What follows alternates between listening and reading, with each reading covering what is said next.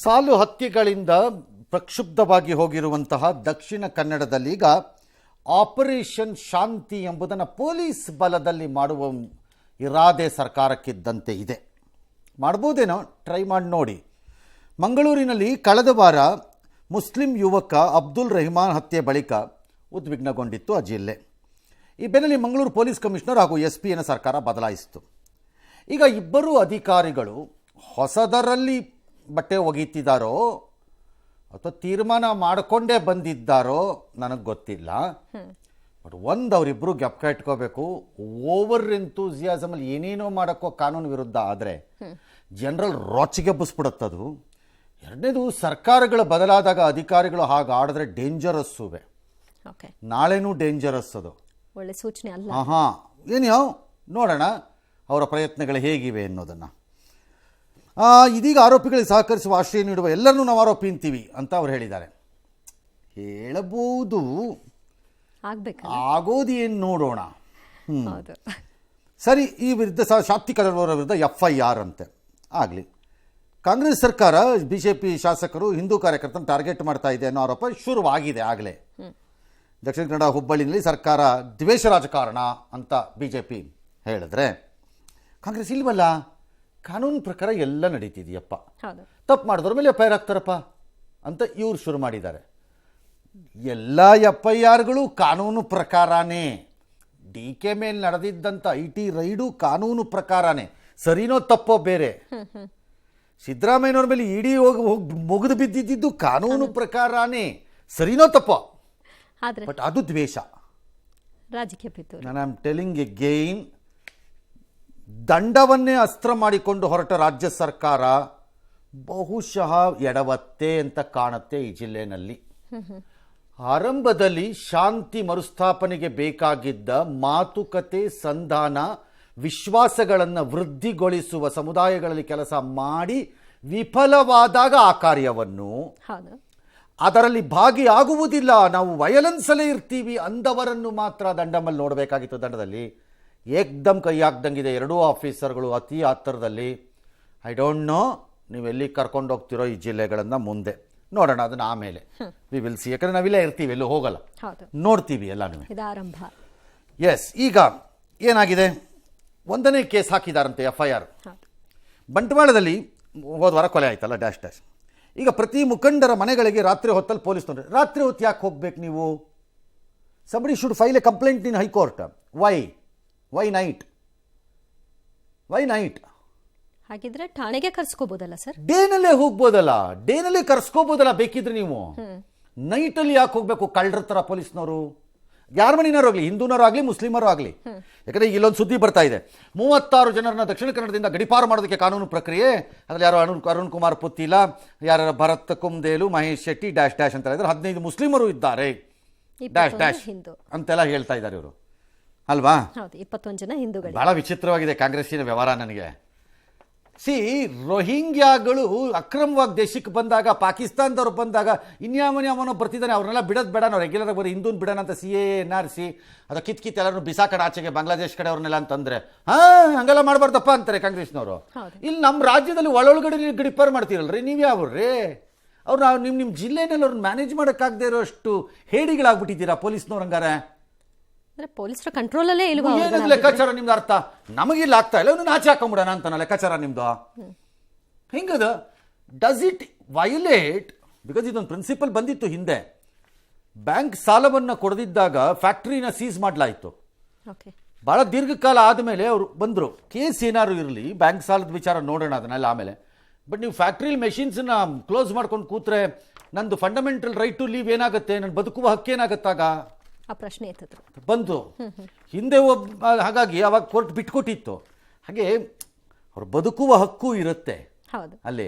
ಮತ್ತೆ ನಿಮ್ಮ ಜಿಲ್ಲೆಯಲ್ಲಿ ಇವ್ರನ್ನೆಲ್ಲ ಹ್ಯಾಂಡಲ್ ಮಾಡೋಕ್ಕಾಗಲ್ವಾ ಪೊಲೀಸ್ನವ್ರಿಗೆ? ಹಂಗಾರೆ ನೀವು ಯಾವ್ರದವ್ರ ಪೊಲೀಸ್ನವರು ಎಲ್ಲರೂ ಗಡಿಪಾರು ಅಂತಿದ್ರೆ, ಅದ್ಯಾಕೆ ರೋಹಿಂಗ್ಯಾನ್ ಗಡಿಪಾರು ಮಾಡಿದ ತಕ್ಷಣ ಕಾಂಗ್ರೆಸ್ನವರು ಲಟಪಟ ಅಂತ ಕುಡಿತೀರಿ? ಒಳ್ಳೆ ಅವ್ರಿಗೆ ಮಾತ್ರ ಬದುಕೋ ಹಕ್ಕಿರುತ್ತೆ. ಏನೋ ಅದನ್ನು ನೋಡೋಣ ಆಮೇಲೆ ಮುಂದಕ್ಕೆ. ಸೊ ಈಗ ಮನೆಗೆ ಹೋಗ್ತಾರಂತೆ, GPS ದಿನ ಫೋಟೋ ತೆಗಿತಾರಂತೆ. No, you cannot misuse somebody's personal ಇದನ್ನ ಪೊಲೀಸ್ನವ್ರು ಆಗ್ಬಿಟ್ಟಿದ್ದೀರಿ ಅನ್ನೋ ಕಾರಣಕ್ಕೆ. It becomes an invasion into privacy. ನಮ್ಗೆಲ್ಲದಕ್ಕೂ ಅದೆಂಗಾಗತ್ತದು ಏನೋ ಅದು ನಾನು ಹೇಳ್ತಿರೋದು ಇಬ್ಬರು ಹೇಳ್ತಿರೋದ್ರಿಂದ ಹಿಂದೂ ಆದ್ರೂ ಸರಿ ಮುಸ್ಲಿಂ ಆದ್ರೂ ಸರಿ ಇಬ್ಬರದು ಹೇಳ್ತಿದ್ದೀನಿ ಈಗ ನಾನು. ಇಬ್ಬರದು ಪಟ್ಟಿ ಕೊಡ್ತಾ ಇದ್ದೀರಿ, ಬ್ಯಾಲೆನ್ಸ್ ಮಾಡ್ತಾ ಇದ್ದೀರಿ ಅಂತ ಕಾಣುತ್ತೆ, ಮೇಲ್ನೋಟಕ್ಕೆಲ್ಲ ಕಾಣಲಿ ಅಂತ. ಏನೋ ದಿಢೀರ್ ಹೋಗೋದಂತೆ, ವಾರ್ನಿಂಗ್ ಕೊಡೋದಂತೆ. ವಾರ್ನಿಂಗ್ ಡೇನಲ್ಲೇ ಕೊಟ್ಟು ಕರೀಬೋದು, ಇನ್ನು ನೈಟಲ್ಲಿ ಏನು ಬೆಳಗಿನೊತ್ತು ಕಣ್ ಕಾಣಲ್ವಾ ನಿಮಗೆ? ಹಗಲ್ ಇದ ಅಥವಾ ತೊಂದರೆ ಮಾಡಬೇಕು, ಭಯ ಹುಟ್ಟಿಸ್ಬೇಕು ಅನ್ನೋದು ಇದು ಇರುತ್ತೆ. ಏನು ಭಯ ಹುಟ್ಟಿಸ್ತೀರ್ರಿ? ಜನ ತಿರುಗಿ ಬಿದ್ದರೆ ಯಾವ ಭಯನೂ ಹುಟ್ಸೋಕ್ಕಾಗಲ್ಲ. ನೀವು ಜ್ಞಾಪಕ ಇಟ್ಕೊಳ್ಳಿ, ಎಲ್ಲ ಕಡೆ ಪೊಲೀಸ್ನವ್ರು ಹೋಗೋಕ್ಕಾಗಲ್ಲ. ಸುಮ್ಮನೆ ಆಟೋಪ ಪ್ರೆಸ್ ಕಾನ್ಫರೆನ್ಸಲ್ಲಿ ಮಾಡ್ಬೋದು ಬೇಕಾದ್ರೆ ನೀವು, ನಾನು ನೋಡಿದ್ದೀನಿ. ತಿರುಗಿ ಬಿದ್ದರೆ ಭಾಳ ಕಷ್ಟ ಆಗತ್ತೆ ನಿಮಗೆ. ಏನೋ ನೋಡೋಣ, ಏನಾರು ಒಂದು ಕಂಟ್ರೋಲಿಗೆ ಬರಲಿ. ಇದರಿಂದ ರೊಚ್ಚಿಗೆದ್ದ ಕಾರ್ಯಕರ್ತರೆಲ್ಲ ಠಾಣೆ ಮುಂದೆ ಪ್ರತಿಭಟನೆ ಮಾಡಿದ್ದಾರೆ. ತಕ್ಷಣ ಅವ್ರ ಮೇಲೆ ಕೇಸ್ ಹಾಕಿದ್ದಾರೆ. ಏನಂತ? ಪೊಲೀಸ್ ಸ್ಟೇಷನ್ ಹತ್ರ ಬಂದಿದ್ದಾರೆ, ಸೇರ್ಕೊಂಡಿದ್ದಾರೆ. ಅಕ್ರಮ ಹೆಂಗೆ ಅಕ್ರಮ ಆಗುತ್ತೆ? ಪೊಲೀಸ್ ಸ್ಟೇಷನ್ ಇದೆ, ಪಬ್ಲಿಕ್ ಪ್ಲೇಸ್, ಅಲ್ಲಿ ಪರ್ಮಿಷನ್ ತೊಗೊಂಡು ಬಂದಿಲ್ಲ ಅಂತ ನೀವು ಹೆಂಗ್ರಿ ಕೇಸ್ ಹಾಕ್ತೀರಿ? ಯಾರ್ರೀ ಇವ್ರನ್ನೆಲ್ಲ ಹೇಳ್ಕೊಟ್ಟವ್ರು ಇವ್ರುಗಳಿಗೆ? ಇದೆಲ್ಲ ನಾಳೆ ಕಿತ್ಕೊಂಡು ಹೋಗುತ್ತೆ ಕೋರ್ಟ್ಗಳಲ್ಲಿ. ಮುಖಾಮುಖಿ ನೋಡಿದ್ರೆ ನಿಮಗೆ ಕ್ಯಾಕರ್ಸ್ ಉಗಿದು ಬಿಸಾಕ್ತಾರೆ ಸೈಡ್ಗೆ. ಅಲ್ರಪ್ಪ, ಪೊಲೀಸ್ ಸ್ಟೇಷನ್ಗೆ ಬರೋದಕ್ಕೆ ಪೂರ್ವಾನುಮತಿ ಬೇಕೇನ್ರಪ್ಪ? ಅಲ್ಲೇನೋ FIR ಹಾಕಿದ್ದೀರಂತೆ, ಯಾರ್ರೀ ನಿಮಗೆಲ್ಲ ಹೇಳ್ಕೊಡೋರು? ಪೊಲೀಸ್ ಸ್ಟೇಷನ್ಗೆ ಬರೋಕ್ಕೆ ಪೂರ್ವಾನುಮತಿ ಬೇಕಾ? ಹೋಗಲಿ, ಪೊಲೀಸ್ ಸ್ಟೇಷನ್ ಮುಂದೆ ಬಂದು ಯಾವನಾರು ನಿಂತ್ಕೊಂಡ್ರೆ ಅದು ಅಕ್ರಮ ಆಗತ್ತಾ? ಹೆಂಗಾಗತ್ತೆ? ಅವನು ಒಳಕ್ಕೆ ನುಗ್ಗಿ ದಾಂದ್ಲೆ ಮಾಡಿದ್ರೆ ಮಾಡಿದ್ರೆ ಬೇರೆ ವಿಚಾರ. ಹೆಂಗಾಗತ್ತೆ? ಇದನ್ನೇ ಹೇಳುತ್ತಿರೋದು, don't get into over enthusiasm of pleasing somebody. ತಗೊಳಕತ್ತೀರಿ, ನಾಳೆ ನಿಮ್ಮ ರಕ್ಷಣೆಗೆ ಬದಲಾದ ವ್ಯವಸ್ಥೆಗಳಾದಾಗ ಯಾರೂ ಬರಲ್ಲ. ನಾನು ಹೇಳಿದ್ದೀನಿ, ಹಿಂದೆ ಅನುಭವಿಸಿದ್ದಾರೆ ಭಾಳ ಆಫೀಸರ್ಗಳಿದನ್ನು. ನಿಮ್ಮಿಷ್ಟ, ಏನಾದ್ರು ಮಾಡ್ಕೊಳ್ಳಿ. ಸರಿ, ಈಗ ಅವ್ರ ಹೋರಾಟದ ಎಚ್ಚರಿಕೆ ಅಂತೆ, ನೋಡೋಣ ಅದೇನಾಗುತ್ತೋ ಏನೋ ಆಮೇಲೆ, ಅಲ್ವೇ? ಅದು ಮೊದಲನೇ ಕೇಸ್. ಈಗ ನೆಕ್ಸ್ಟ್ ಎರಡನೇ ಕೇಸ್ ಅಂತೆ, ಪ್ರಭಾಕರ್ ಭಟ್ರ ಮೇಲೆ ಕಲ್ಲಡ್ಕ. ಅದ್ಯಾವುದು ಸುಹಾಸ್ ಶೆಟ್ಟಿ ಕೊಲೆ ಸಂಬಂಧದಲ್ಲಿ ಅವರೆಲ್ಲ ಒಂದು ಶ್ರದ್ಧಾಂಜಲಿ ಸಭೆಯಲ್ಲಿ ಮಾತಾಡಿದಾರಂತೆ. ಈಗ 20 ದಿನ ಆದಮೇಲೆ FIR ಹಾಕಿದಂತೆ. ಏನು ಕತೆ ಕಾಯ್ತಾ ಇದ್ರ ಎಲ್ಲರೂ? ಏನು ತಿಂತಾ ಇದ್ರಿ? ಬಾಯಿ ಒಳಗಡೆ ಏನು ಇಟ್ಕೊಂಡಿದ್ರಿ ನೀವೆಲ್ಲ ಪೊಲೀಸ್ನವ್ರು? 20 ದಿನ ಆದಮೇಲೆ FIR ಹಾಕಿದ್ದಲ್ಲ, ನಿಮ್ಗೆ ಅವಾಗ ಹೊಳಿತಾ? ಅದು ಪ್ರಚೋದನಕಾರಿ ಅನ್ಸಲೇ ಇಲ್ವಾ? 20 ದಿನಪ್ಪ ಇದೆಲ್ಲ ಏನೋ ಹೈಕೋರ್ಟ್ ಇಂಟರ್ವ್ಯೂನ್ ಆಗಿದೆ, ಅವ್ರ ಮೇಲೆ ಯಾವುದೋ ಬಲವಂತದ ಕ್ರಮ ನೀವು ತೊಗೊಳಕ್ಕೆ ಬರೋಲ್ಲ ಅಂತ ಅವ್ರಿಗೆ ಹೇಳಾಗಿದೆ. ಅವ್ರಿಗೆ ರಿಲೀಫ್ ಕೊಟ್ಟಾಗೋಗಿದೆ. ಈಗ ಮುಂದೇನು ಮಾಡ್ತೀರಿ? ಮಣ್ಣು ತಿಂತೀರಾ? ಏನು ಮಾಡ್ತೀರಿ ಈಗ? ಕೋರ್ಟ್ ಹೇಳಿದ್ಮೇಲೆ ಆಯಿತು, ಗುಂಪುಗಳ ಪ್ರಚೋದನೆ ಡ್ಯಾಶ್ ಡ್ಯಾಶ್ ಡ್ಯಾಶ್ ಅಂತ ಈಗ ಆದೇಶ ಬಂದಿದೆ ಅಲ್ವಾ? ನನ್ನ ಪ್ರಶ್ನೆ ಭಾಳ ಸರಳ. ಕಾಂಗ್ರೆಸ್ಗೆ ದಿನೇಶ್ ಗುಂಡೂರಾವ್ನೋ DK ಶಿವಕುಮಾರ್ನೋ ಕೇಳಿದ್ರೆ ಬುರುಡ ಬಿಡ್ತಾರೆ, ನಾನೇನು ಮಾಡೋಕ್ಕಾಗಲ್ಲ. ಅದಕ್ಕೆ ಇಬ್ಬರು ಒಂದೊಂಥರ ಬುರುಡ ಬಿಡ್ತಾರೆ ಅದನ್ನು. ಹಾಂ ಸರ್, ಕಾಂಗ್ರೆಸ್ಸಿನ ಮುಸ್ಲಿಂ ಲೀಡರ್ಗಳು ದಕ್ಷಿಣ ಕನ್ನಡ ಮತ್ತು ಉಡುಪಿ ಇದರ ಭಾಗದಲ್ಲೆಲ್ಲ, ಪರ್ಟಿಕ್ಯುಲರ್ಲಿ ಇನ್ ಕೋಸ್ಟಲಲ್ಲಿ, ಸ್ವಲ್ಪ ಮಲೆನಾಡು ಇರ್ಬೋದೇನೋ, ನಿಮ್ಮ ಲೀಡರ್ಗಳ ಪ್ರಕಟಿತ ಭಾವನೆಗಳ ಪ್ರಕಾರ ನಿಮಗಲ್ಲಿ ಮುಸ್ಲಿಮರ ಸಮುದಾಯದಲ್ಲಿರುವ ಸ್ಪರ್ಧೆ ಮತ್ತು ವಿರೋಧಿ ಅಥವಾ ವೈರಿ PFI ನಿಮ್ಮದು. ನಿಮ್ಮ ಪ್ರಕಾರ ನನಗೆ ಗೊತ್ತಿಲ್ಲ, ನಾನು ಯಾಕಂದರೆ ಐ ಡೋಂಟ್ ನೋ ಅಲ್ವಾ? ದಿಸ್ PFI ಆರ್ SDPI ಅವ್ರೇನೇನೋ ಆರ್ಗನೈಸೇಷನ್ಸ್ ಇದೆಯಪ್ಪ. ಅವ್ರಿಗೀಗ ಟ್ರೆಡಿಷನಲಿ ಈಗ ಅಲ್ಲಿ ಫೈಟ್ ಬಿದ್ದಿರೋದು ಅವರದ್ದು ಮತ್ತು ಸಂಘ ಪರಿವಾರದ್ದು. ಅದು VHP ಇರ್ಬೋದು, ಶ್ರೀರಾಮ್ ಸೇನೆ ಇರ್ಬೋದು, ಹನುಮಂತನ್ ಸೇನೆ ಇರ್ಬೋದು, ಲಕ್ಷ್ಮಣ ಸೇನೆ ಇರ್ಬೋದು, ಎಂಥದೋ ಒಂದು ಇಲ್ಲಿ ಬಿದ್ದಿರೋದು. ಟೆಕ್ನಿಕಲಿ ಹೇಳಬೇಕು ಅಂದರೆ BJPಯ ಮಾರಲ್ ಸಪೋರ್ಟ್ ಅವ್ರಿಗಿದೆ ಇರ್ಬೋದು. ಹಾಗೆ ಈ ಮುಸ್ಲಿಮರದ್ದು ಆದಾಗ PFI SDPI ಸಪೋರ್ಟ್ ಇಲ್ದಿದ್ರು ಮುಸ್ಲಿಮರ್ಗೆ ಹಿಂಗಾಗಬಾರ್ದು ಅನ್ನೋ ಮಾರಲ್ ಸಪೋರ್ಟ್ ಕಾಂಗ್ರೆಸ್ ಮಾಡ್ಕೊತಾ ಕೂತಿದ್ದೀರಿ. ಈಗ ನೀವು VHP ಅವ್ರ ಮೇಲೆ ಯಾರ ಮೇಲೆ ಕ್ರಮ ತಗೊಳ್ಳೋದು ಮಾಡ್ತಾ ಹೋಗ್ತಾ ಇದ್ದೀರಿ. ನಿಮ್ಮ ಪ್ರಿನ್ಸಿಪಲ್ ಫೈಟ್ ಏನಿದೆ PFIದೋ ಅಥವಾ ಇನ್ನೊಂದ್ರದ್ದು, ಅದನ್ನೇನು ಮಾಡ್ತೀರಿ? ಖಾದರ್ ಹೇಳಬೇಕು ಇದನ್ನ, ಭಾಳ ಸರಿ ಖಾದರ್ರೇ ಮಾತಾಡಿರೋದು ಇದನ್ನು. ಇದಕ್ಕೆ ಹೇಳಿದ್ದು, if Congress wants to act like a political party, not a spokesman to X or Y or Z, ಆಗ ಈ ಜಿಲ್ಲೆಗಳಲ್ಲಿ ಶಾಂತಿ ಸ್ಥಾಪನೆಗೆ ಮೊದಲು ಮಾತುಕತೆ ಮತ್ತು ಸಮಾಧಾನ ಪೂರಿತ ಮಾರ್ಗೋಪಾಯಗಳನ್ನೇ ಪ್ರಯತ್ನ ಮಾಡಿ ನೋಡಬೇಕು. ಆಗದೇನೆ ಇದ್ದಾಗ ದಂಡಂ ದಶಗುಣಂ ಮಾಡ್ಕೊಳ್ಳಿ. ಈಗಿರೋ ಹಂತದಲ್ಲಿ ಅದು ಅವಶ್ಯಕತೆ ಇದೆ ಅಂತ ನಮಗನ್ಸತ್ತೆ. ಟ್ರೈ ಮಾಡಿ, ಅದು ಅವ್ರಿಗೆ ಬೇಕಿಲ್ವಾ ನೋಡೋಣ. ಆಮೇಲೆ SP ಅಥವಾ ಕಮಿಷನರ್ ಯಾರಾಗಿದ್ದಾರೆ ಅವ್ರು ಎಷ್ಟು ದಿನ ಉಳಿಸ್ತಾರೆ ಅವಾಗ ನೋಡೋಣ. ಆಗ ಆಫೀಸರ್ಸ್ ಒಂದು ಇಟ್ಕೊಳ್ಳಿ, ರಾಜಕಾರಣಿಗಳು ತಮಗೆ ಲಾಭ ಆಗೋವರೆಗೂ ನಿಮ್ಮನ್ನು ಎತ್ತು ಮೆರೆಸ್ತಾರೆ, ಆಮೇಲೆ ರಾತ್ರಿ ಮನೆಗೆ ಕಳಿಸ್ತಾರೆ. ನೀವು ಮಾಡಿರೋ ಸೇವೆಗಳಿಗೆಲ್ಲ ಅಂದರೆ ಸೇವೆ ಅಂದರೆ ನನ್ನ ಸೇವೆ ಅಂತ ರಾಂಗ್ ಅರ್ಥ ಅಲ್ಲ. ನೀವು ಮಾಡೋ ಕೆಲಸಗಳಲ್ಲ ಅವ್ರು ಮೆಚ್ಚಿ ಚೆನ್ನಾಗಿ ಮಾಡಿ ಇನ್ನು ಮಾಡಿ ಅಂತ ಮಾಡಿಬಿಟ್ಟು ಆಮೇಲೆ ಇನ್ನೇನೋ ನಿಮ್ಮ ಸಪೋರ್ಟಿಗೆ ನಿಲ್ತಾರೆ ಅನ್ಕೋಬೇಡಿ. ನಿಲ್ಲಲ್ಲ, ನಾನು ನಿಂತಿಲ್ಲ, ನೋಡಿದ್ದೀನಿ. ಬರೀ ಅವ್ರಿಗೆ ಏನಾಗಬೇಕು ಅಷ್ಟು ಆಗ್ಬೇಕಷ್ಟೇ. ಈಗಲೇ ಬೇಕಾರೆ ಬೇಡ ಸುಮ್ಮನೆ ಇರ್ತೀನಿ ಅಷ್ಟೇ. ಒಂದು 4 ಜನದ ಹೆಸರು ಕೊಡ್ತೀನಿ ಬೇಕಾರೆ, ಗೊಳೋ ಅಂತಿರೋರನ್ನ ಇವ್ರು ಹೇಳಿದ್ದೆಲ್ಲ ಮಾಡ್ಬಿಟ್ಟು ನಾವು ತಗ್ಲಾಕೊಂಡ್ವಿ ಅಂತ. ಎಸ್, 3ನೇದು ಹೇಮಾವತಿ ಹೋರಾಟ. ಅದ್ರದ್ದು ಕೇಸಾ? ಸರ್, ಅದನ್ನು 100 ಜನದ ಮೇಲೆ FIR ಅಂತೆ. ಕಾಂಟ್ರಾಕ್ಟ್ ಪಡೆದ ಕಂಪನಿ ಸಿಬ್ಬಂದಿ ಮೇಲೆ ದೂರ ಹಾಕ್ಕೊಂಡಿದ್ದಾರಂತೆ.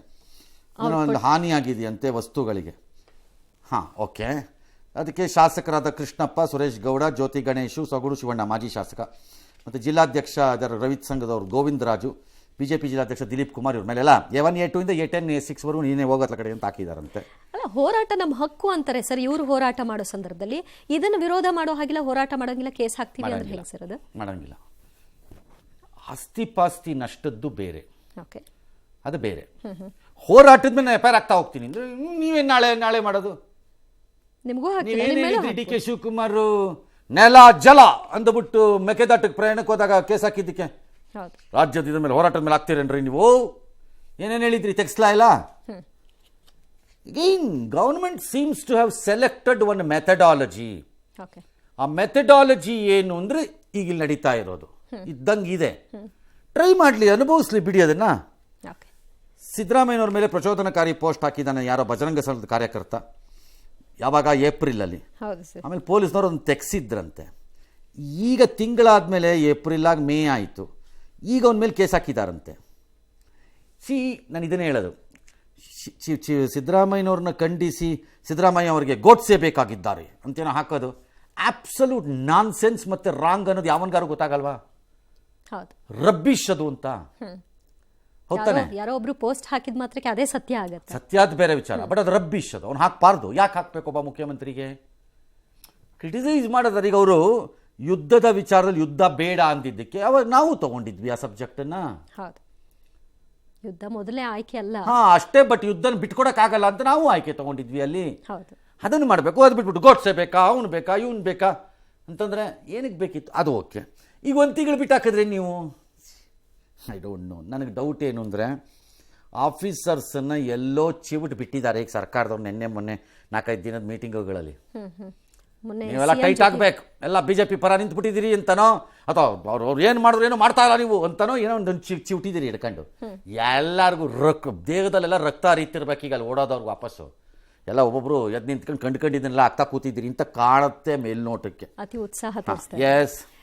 ಇನ್ನು ಪ್ರಚೋದನಕಾರಿ ಭಾಷಣದಿಂದಾಗಿ ಬಿಜೆಪಿ ಮುಖಂಡ ಅರುಣ್ ಕುಮಾರ್ ಪುತ್ತಿಲ ಅವರ ಗಡಿಪಾರ ಆಗಿದೆ. ಕಲಬುರಗಿ ಜಿಲ್ಲೆಯ ಶಹಬಾದ್ಗೆ ಅವ್ರನ್ನ ಪೋಸ್ಟಿಂಗ್ ಮಾಡಿದ್ದಾರೆ, ಅಂದ್ರೆ ಅಲ್ಲಿಗೆ ಗಡಿಪಾರ್ ಮಾಡಿದ್ದಾರೆ. ಜೂನ್ 6ರಂದು ವಿಚಾರಣೆಗೆ ಬರಬೇಕು. ನೀವು ಬರ್ಲಿ ಅಲ್ಲ ಸರ್, ಅಲ್ಲ ಸರ್, ನನ್ನದು ವಾಪಸ್ ತಗೊಂಡಲ್ಲ ಸರ್, ಅಲ್ಲಿಗೆ ಹಾಕಿದ್ದಾರೆ ಅಂತ. ಸೊ ಈಗ ಜೂನ್ 6ರಂದು ವಿಚಾರಣೆಗೆ ಬರಬೇಕು. ಬರಲಿಲ್ಲ ಅಂತ ಅಂದ್ರೆ ನಾವು ಏಕಪಕ್ಷೀಯ ನಿರ್ಧಾರ ತೆಗೆದುಕೊಳ್ಬೇಕಾಗತ್ತೆ ಅಂತ ಹೇಳಿದ್ದಾರೆ. ಈಗ ಅರುಣ್ ಕುಮಾರ್ ಪುತ್ತಿಲ ಅವರು ಕೂಡ ಹೇಳ್ತಿದ್ದಾರೆ, ನಾನು ನೋಟಿಸ್ನ ಸ್ವೀಕಾರ ಮಾಡಲ್ಲ ಅಂತ. ಇನ್ನು ಎಲ್ಲಾ ಕೇಸ್ಗಳ ವಿಚಾರವಾಗಿ ಬಿಜೆಪಿ ಮತ್ತು ಕಾಂಗ್ರೆಸ್ ನಡುವೆ ವಾಕ್ಸಮರ ಮುಂದುವರೆದಿದೆ.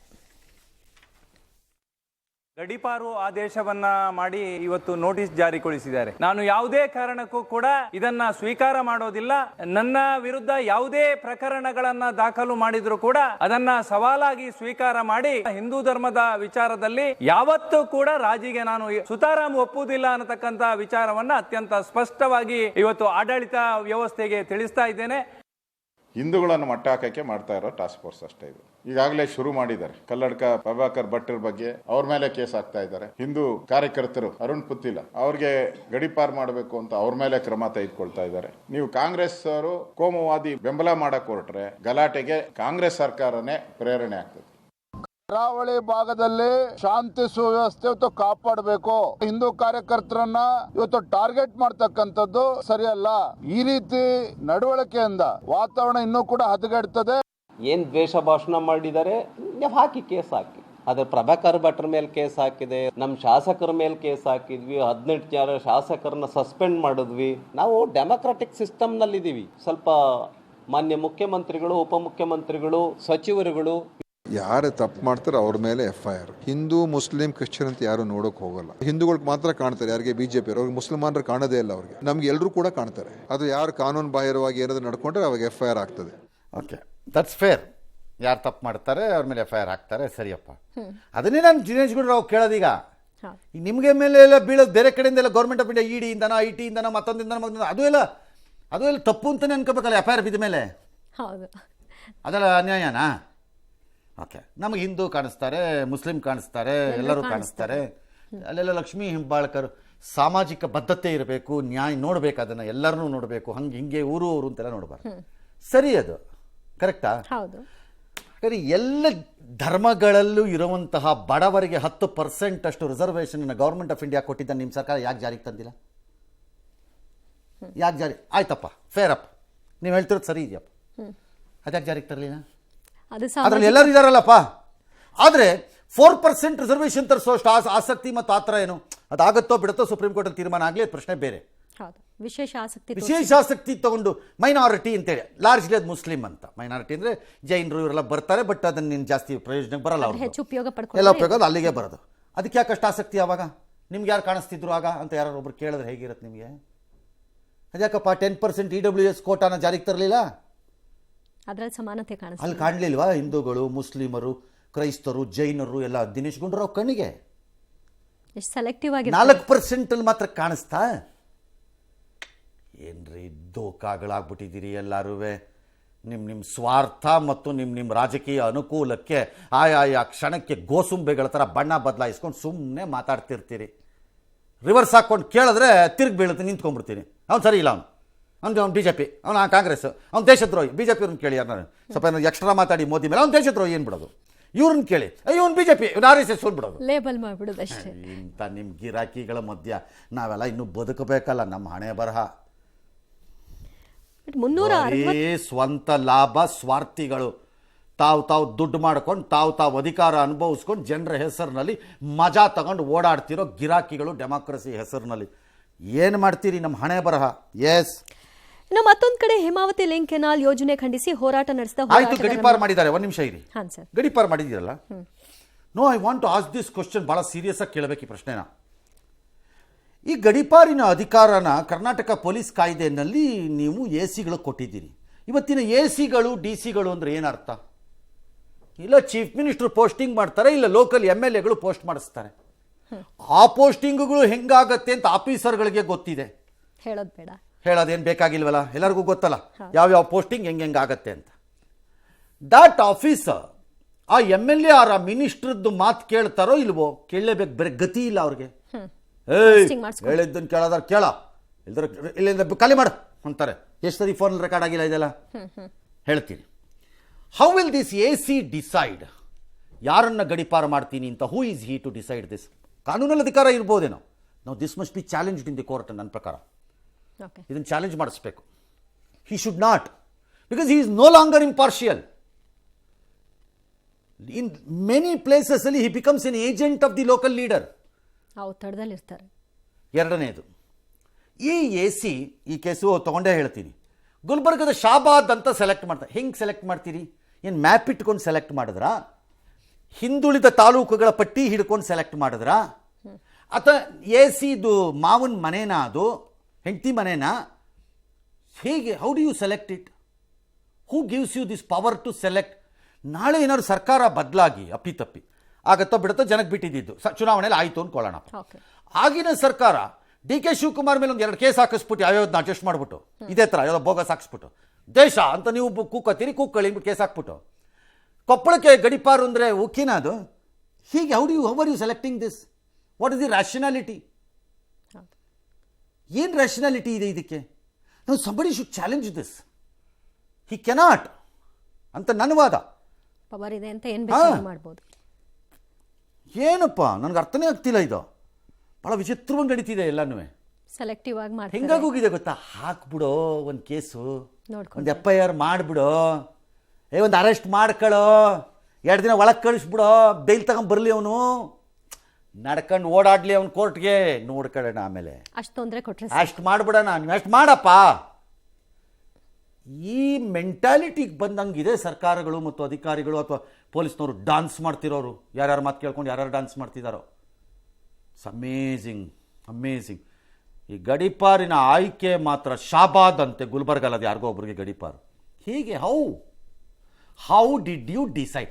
ಆ ಗಡಿಪಾರ್ ಆಗಿರೋ ವ್ಯಕ್ತಿ ಹುಟ್ಟಿದ್ದು ಶಾಬಾದಲ್ಲಿ ಸಾರ್.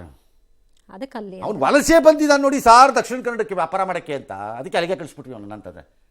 ಸರಿ, ಇಲ್ದ್ರೆ ಹಿಂಗೆ ಶಾಬಾದ್ ಹೆಂಗೆ ಸೆಲೆಕ್ಟ್ ಮಾಡ್ತೀರಿ? How? The intention of the A C is to punish him. ಹೇಗೆ? ಕಿರುಕುಳದ ರೂಪದಲ್ಲಿ ಅಲ್ಲಿಗೆ ಹಾಕೋದು, ಆಗಲ್ವೇ? No, it's very very dangerous. ನಾನು ಹೇಳ್ತಾ ಇರೋದು ಎಕ್ಸಿಸ್ಟಿಂಗ್ ಗೌರ್ಮೆಂಟಲ್ಲಿ ಇರೋವ್ರಿಗೂ. ಇವತ್ತೆಲ್ಲೋ DK ಹೇಳಿದ್ದಾರೆ, ಯಾವುದು ಶಾಶ್ವತ ಅಲ್ಲರಿ. ಏನು ಸರ್ ಅಷ್ಟೊಳ್ಳೆ ಮಾತಾಡಿದ್ದೀರಿ ನೀವು, ನಿಜವಾಗ್ಲೂ ಭಾಳ ಒಳ್ಳೆ ಮಾತಾಡಿದ್ದೀರಿ ಸರ್. ದೀರ್ಘಕಾಲ ಆದಮೇಲೆ ತುಂಬ ನಿಜವಾಗಿ ಹೇಳಿದ್ದೀರಿ. ಅದನ್ನು 10 ನಿಮಿಷಕ್ಕೆ ಒಂದ್ಸರಿ ಜ್ಞಾಪಿಸ್ಕೊಳ್ಳಿ, ಹೇಳ್ತೀನಿ. ನೀವು ಏನೋ ಹೇಳಿದ್ದೀರಿ. ಹಾಗೆ ಸರ್ಕಾರನೂ ಶಾಶ್ವತ ಅಲ್ಲದೆ ಇರ್ಬೋದಲ್ಲ. ನೆಕ್ಸ್ಟ್ ಬಂದವ್ರು ಬೇರೆಯವ್ರ ಮೇಲೆ ಕೇಸ್ ಏನು ಇವತ್ತೇನು ಕಷ್ಟ ಆದಂಗೆ ಕಾಣಿಸ್ತಿಲ್ಲ. 4 ಕೇಸ್ ಹಾಕ್ಸೋದು, ಸುಮ್ಮನೆ ತಂದು ಕೇಸ್ ಹಾಕ್ಸೋದು ಭಾಳ ಸುಲಭ ಆದಂಗಿದೆ. ಪ್ರಚೋದನಕಾರಿ ಭಾಷಣ ಅನ್ನೋದು ಏನೋ ಒಂದು ಹೇಳೋದು. ಹಾಗಾಗಿ ಥಿಂಕ್ ಮಾಡಿ 2 ಸರಿ, ಅವ್ರು ಇದನ್ನು ಮಾಡಿಸ್ಕೊಂಡವ್ರು ಕೋರ್ಟಲ್ಲಿ ಚಾಲೆಂಜ್ ಮಾಡಿ. ಎಸ್. ಇನ್ನು ಹೇಮಾವತಿ ಹೋರಾಟದಲ್ಲಿ ಭಾಗಿಯಾಗಿದ್ದ ಹಲವು ಬಿಜೆಪಿ ನಾಯಕರುಗಳ ಮೇಲೂ ಕೂಡ ಕೇಸ್ ಆಗಿದೆ. ಶಾಸಕ ಸುರೇಶ್ ಗೌಡ ನೇತೃತ್ವದಲ್ಲಿ ಹೋರಾಟಗಾರರು ಸಭೆ ನಡೆಸಿದ್ರು. ಬಳಿಕ ಮಾತನಾಡಿದ್ರು, ಕುಣಿಗಲ್ ಮಾಗಡಿಗೂ ನೀರು ಕೊಡಿ, ಆದರೆ ಮೂಲ ಯೋಜನೆಗೆ ಧಕ್ಕೆ ತರಬೇಡಿ ಅಂತ ಅವ್ರು ರಿಕ್ವೆಸ್ಟ್ ಮಾಡಿಕೊಂಡ್ರು. ಇನ್ನು ತಾಂತ್ರಿಕ ಸಮಿತಿ ಅದೇನು ಕೊಟ್ಟಿದೆ ಆ ವರದಿಯನ್ನೇ ನಾವು ಪಾಲಿಸ್ತಾ ಇದ್ದೀವಿ ಅಂತ ಪರಮೇಶ್ವರ್ ಅವರು ಹೇಳ್ಕೊಂಡಿದ್ದಾರೆ. ದೂರಿನ ಮೇರೆಗೆ 13 FIR ಆಗಿದೆ. ಸ್ವಾಮೀಜಿಗಳ ಹೆಸರು ಉಲ್ಲೇಖ ಮಾಡಿಲ್ಲ ಅಂತ ಕೂಡ ತಿಳಿಸಿದ್ದಾರೆ. ಸರಿ, ಈಗ ಒಂದು ಕೆಲಸ ಮಾಡ್ರಪ್ಪ, ಹೈಕೋರ್ಟ್ಗೆ ಹಾಕಿ ಈ ಕೇಸನ್ನ. ಈಗ ನೆಕ್ಸ್ಟ್ ಕೆನಾಲ್ ಯಾರೊಬ್ರು ಈಗ ತಮಿಳ್ನಾಡು ನಮ್ಮ ಮೇಲೆ ಕೇಸ್ ಹಾಕೊಂಬಂದ್ರು. ನಾವೇನೋ ಹೇಳಿದ್ವಿ, ಅವ್ರೇನೋ ಹೇಳಿದ್ರು, ನಾವು ತೀರ್ಮಾನ ಮಾಡಿದ್ವಿ, ಅವರು ಮಾಡಿದ್ವಿ, ಯಾವುದು ಒಪ್ಪಲಿಲ್ಲ. ಕೊನೆಗೆ ಎಲ್ಲಿಗೆ ಹೋದ್ರಪ್ಪ? ಕಮಿಟಿ, ಗೌರ್ಮೆಂಟ್ ಆಫ್ ಇಂಡಿಯಾಗೆ ಹೋಗಿ ಒಂದು ಟ್ರಿಬ್ಯುನಲ್ ಮಾಡಿಸ್ಕೊಂಡ್ರು. ಇದಕ್ಕೊಂದು ಟ್ರಿಬ್ಯುನಲ್ ಮಾಡ್ಬಿಡ್ರಿ ಹೆಂಗಾರೆ. ಜಿಲ್ಲೆಗಳ ನಡುವೆ ಆಮೇಲೆ ಟ್ರಿಬ್ಯುನಲ್ ಆರ್ಡರ್ನ ಚಾಲೆಂಜ್ ಮಾಡ್ಕೊಳ್ಳೋಣ ಹೈಕೋರ್ಟಲ್ಲಿ. ಆಮೇಲೆ ಹೈಕೋರ್ಟ್ ಆರ್ಡರ್ನ ಸುಪ್ರೀಂ ಕೋರ್ಟಲ್ಲಿ ಮಾಡೋಣ. ಸುರೇಶ್ ಗೌಡ್ರು ಸುಮ್ಮನೆ ಆ ಕಡೆ ಪ್ರೊಟೆಸ್ಟು, ಈ ಕಡೆ ಮಾಗಡಿಗೂ ನೀರು ಕುಡಿ, ಅದು ಮಾಡಬೇಡಿ. ಏನು ಮಾಡಬೇಕು ಅಂತ 1 2 3 4 ಹೇಳ್ರಿ. ಸುಮ್ಮನೆ ಬ್ಯಾಲೆನ್ಸ್ ಆಗಿ ಸುಮ್ಮನೆ ಅಲ್ಲಿ ಹೊರಗಡೆ ಒಂದು ಹೇಳೋದು, ಒಳಗಡೆ ಒಂದು ಹೇಳೋದು ಮಾಡಬೇಡಿ. ಇಲ್ಲಿ ಬಂದು ನನ್ನ ಪ್ರಿನ್ಸಿಪಲ್ ಪಾಯಿಂಟ್ ಇದರಲ್ಲಿ, ಎಲ್ಲರೂ ಇದರಲ್ಲಿ ಕನ್ನಡಿಗರೇ. ಇದರಲ್ಲಿ ಒಂದು ವೇಳೆ ತುಮಕೂರಿಗೆ ಅಪಾಯ ಇದ್ದರೆ ಏನು ಅಪಾಯ ಅನ್ನೋದನ್ನು ಸರಿ ಮಾಡ್ಕೊಳ್ಳಿ. ಆ ಅಪಾಯದ ಮಟ್ಟವನ್ನು ಇಲ್ಲದಂಗೆ ಮಾಡುವುದು ಹೇಗೆ? ದಾರಿ ಇದೆಯಾ ಇಲ್ವಾ? ಇದನ್ನು ಯೋಚನೆ ಮಾಡಿ. ಈಲ್ಡ್ ಮೇಲೆ ಡಿಪೆಂಡ್ ಆಗಬೇಕಷ್ಟೇ ಇವೆಲ್ಲನೂ. ಇನ್ನೇನಿದೆ ಅದರಲ್ಲಿ? ಬೇರೆ ರಾಜ್ಯದ್ದಾರು ಆಗಿದ್ದಿದ್ರೆ ಬೇರೆ ಕತೆ. ಇದು ಎಲ್ಲ ಒಂದೇ ತಾನೆ. ನಾವು ಅದನ್ನು ಮಾತಾಡಿ, ಅದು ಬಿಟ್ಬಿಟ್ಟು ಮಾಗಡಿಯವ್ರಿಗೂ ನೀರು ಕುಡಿ, ಮೂಲ ಯೋಜನೆಗೆ ಧಕ್ಕೆ ತರಬಿಡಿ. ಏನು ರೀ ಮೂಲ ಯೋಜನೆ? ಏನು ಸುಮ್ಮನೆ ಹೊಡಿತಾ ಇರ್ತೀರಿ ನಿಮ್ಮ. ಇದು ಸೇಮ್ ಅವ್ರವ್ರ ಅನುಕೂಲಕ್ಕೆ ತಕ್ಕಂತೆ ಬಿಡ್ತಾ ಇರೋದು. ಜನ ಹಚ್ಚಿಸ್ಕ, ನಮ್ಮ ಪರವಾಗಿ ಕಣ್ಣಿಗೆ ಹಾಕಿಸ್ಕ ಮಣ್ಣನ್ನು, ಹೋಗ್ತಾ ಇರ್ತಾರೆ ಅಷ್ಟೇ.